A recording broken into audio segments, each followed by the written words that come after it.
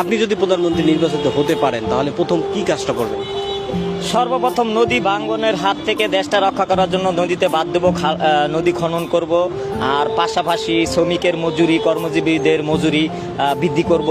আর শিক্ষিত সমাজ গড়ে তোলার জন্য এই যে আমরা বিএ পাস, একটা ন্যূনতম পাস, উচ্চতর ডিগ্রি বাংলাদেশেই সবার জন্য শিক্ষা, সবার জন্য খাদ্য, সবার জন্য বস্ত্র, সবার জন্য বাসস্থান, সবার জন্য চিকিৎসা। আজকে দেখেন চিকিৎসা কিন্তু দিতে চায় ডাক্তাররা কিন্তু লোক ভালো।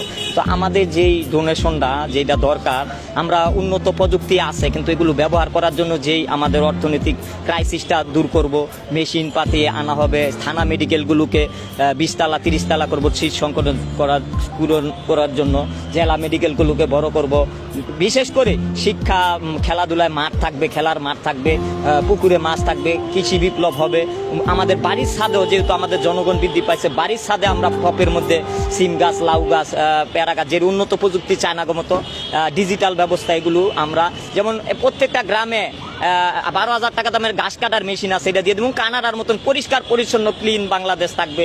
কৃষি, মানে আপনি কানাডার মতো ক্লিন বাংলাদেশ করতে চান? হ্যাঁ, তবে বাংলাদেশ বাংলাদেশি, আমরা স্বাধীন দেশ, বাংলাদেশ একটা গর্ব আমাদের। আমরা কানাডা হইতে চাই না, কানাডার